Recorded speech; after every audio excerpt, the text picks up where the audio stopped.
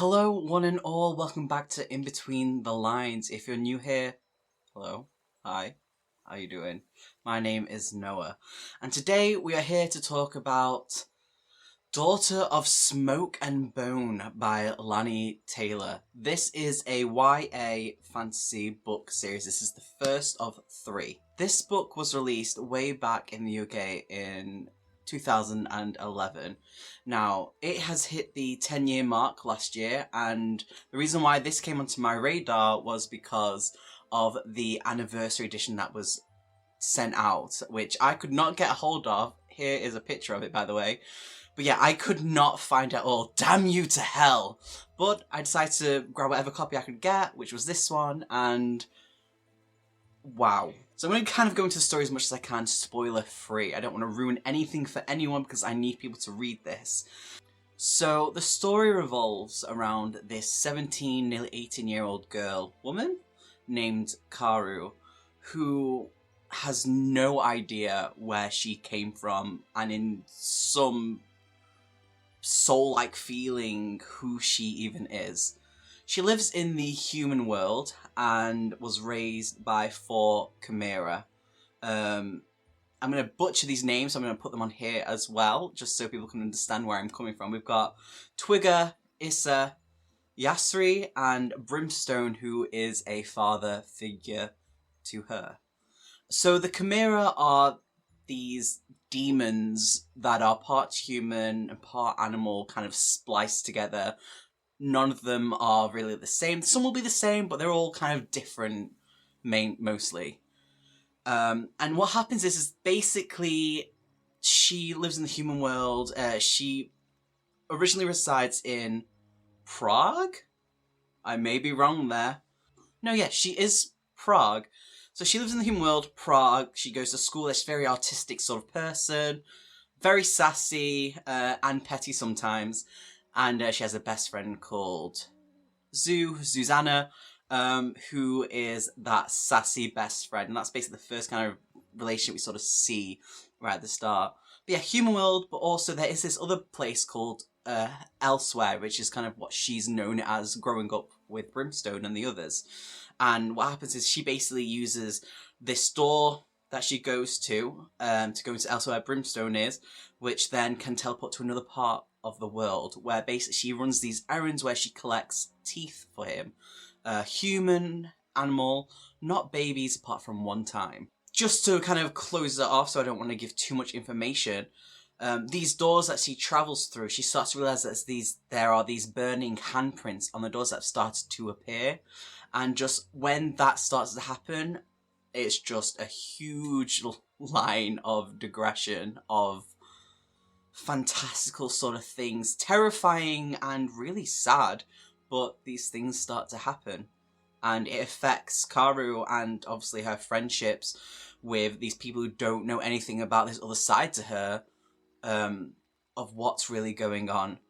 We are going to do the rating system now, which we're going to go off with characters, story-wise / plot, world building, and re-readability, and kind of like a little fun factor involved in there.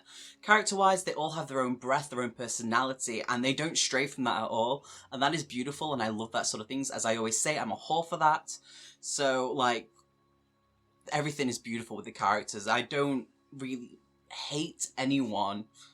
So, yeah, I thought I would hate the Angel Akiva, but I didn't. You don't know much about him, though, but I'm assuming in the next few books that you do learn something there. Story and plot-wise, it's beautiful, it's fantastic, it weaves and moulds itself perfectly, where it's not awkward to read, it just fits, and it's so rare when I find a story that just fits like that, where I can be like, okay, I can get behind that, 100%. World building is amazing. Obviously, it's all these areas in the world that is real, so yeah, you can understand, you can see what they're saying, you can envision, like, I mean, there's pictures, Google, you know? They mention something, you can Google it and you can find it, but it's just so well done. Especially with the bits where you get into the Elsewhere, which is what we know as the other side for, like, the Chimera sort of thing. The rereadability, absolutely, I can reread this again. 100%. 100,000%. The fun factor, it's got humour. There's a bit in the book where they're talking about Karu and her best friend, Zoo, that we're going to call for short, are talking about this boy that Zoo has a crush on, who is a violinist. And basically, Karu's like, why don't you go and talk to him? Zoo's like, oh, he texts, he's clearly got a girlfriend, Susanna. And Karu is like, might not be. You should message him anyway. And Zoo's response would be, what would I say? Nice fiddling, handsome man. And, like random things like that, this quirkiness, this friendship that they have, it's just, I have friends like this, so it fits perfectly. There are some sad bits in the book.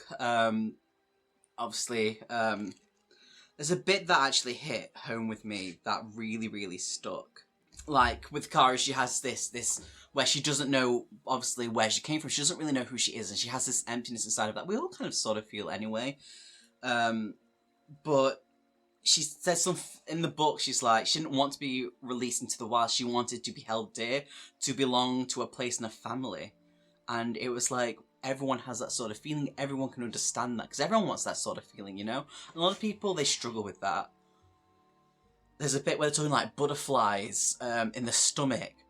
And Karu was like, Zoo and Karu were talking about butterflies while they're talking about the sky. And Karu's like, I actually think a certain person in this killed my butterflies. I've got a stomach full of dead butterflies, and they killed them. And at that moment, like, for me as an adult, because this is a young adult book, but for me as an adult, that hit home quite hard, because I've had something happen in my life, and that's happened to me. And yeah, maybe one day I'll talk about that, but it really hit home, and I had a moment where I just had to put the book down, and I was like, oh shit, okay, so some of this, while it is a fantasy book, real life aspects are definitely in this. And at first it was kind of unnerving because I didn't expect that, but afterwards, like, when I came to terms with that, I was like, it's understandable. It works.